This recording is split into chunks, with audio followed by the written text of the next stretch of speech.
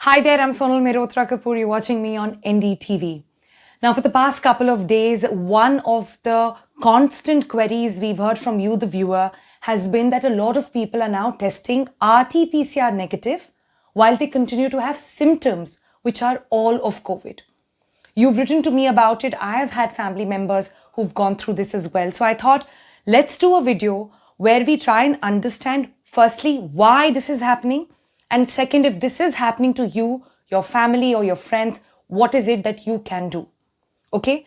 So first up, RT-PCR is still the gold standard for testing for COVID across the country, and one must continue to rely on it. However, more and more data is now emerging that 1 in 5 people who are testing for RT-PCR, their results are coming either false positive or false negative. Why is that happening? Because currently, remember, there is a cocktail of new mutants which is out in every state in the country. And these testing kits for RT-PCRs were actually built much earlier. A lot of them are not updated to the latest variants in the country and thus are not catching on to it. There are various new kits as well that's already out in the market. There are few states who are still using the old ones, and that's why this is happening. In particular, the UK variant, the extremely notorious UK variant, which is also part of the double mutation, remember, we've talked about this in the previous video, they are in particular jumping the test. They're not reflecting in the test, so you have to be careful. Number 2 reason is there might be a possibility that your virus load is actually very low. And that's the reason why it's not reflecting in your test. Number 3, and this is the harsh reality really of where we are living in, the testing load in the country is so huge that our testing quality is being compromised. And that is seeing a deterioration. For example, we just reported a couple of days ago on how a gardener in a hospital once was asked to pick up samples from people because there was simply nobody else left.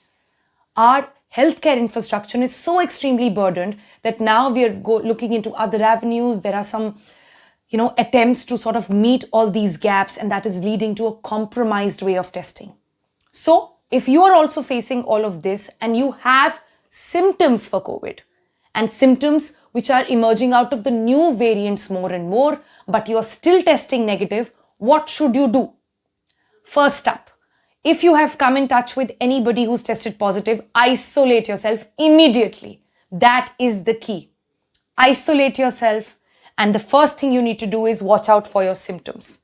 I've done a video on this talking about all the new symptoms. Go back to that video, see the list, educate yourself, keep yourself informed. If you are reporting any of the symptoms despite testing negative, stay in isolation, inform your doctor. Let him know about your symptoms. He will in all probability start with your medication. Next, keep an oximeter handy. An oximeter, all of us know about it now. Get it from a nearest chemist or just order online and start noting your oxygen levels at least twice a day. And if at any time your oxygen level goes below 94, you need to report to your doctor. It is a matter of concern. Next, if both these things are also fine, but still your symptoms are there, you need to repeat your RT-PCR test in the next 3 days. Then, if it's still negative, you have to undergo a CT scan. A CT scan should be done, I want to underline here, only at the advice of your doctor. And if he says so, please go get it done. Remember, in the second wave already, we are seeing the CT scan. The patches are seeing in the lungs much earlier.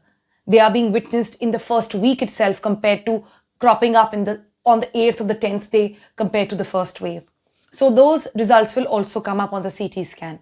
Apart from that, there is one more thing you can do, which is not much talked about, but here's a tip. You can also get your blood test done. A blood test at times also shows in various forms of inflammation in your body and gives your doctor a good idea about what's going on. And there are 2 blood tests that you can get done. Please note that now. The C-reactive protein and the D-dimer. Get these tests done, take the results to your doctor and let him figure out what is to be done next. The reason why this is so important is because I understand it happened in my family as well. We had people who were showing all the symptoms, but constantly one test after the other coming out negative. And if they got serious, if they had to be taken to a hospital, no hospital would admit them because they don't have a RT-PCR positive. So this is some information I hope will come handy to you. Like I said, so far, still RT-PCR is the best way to go.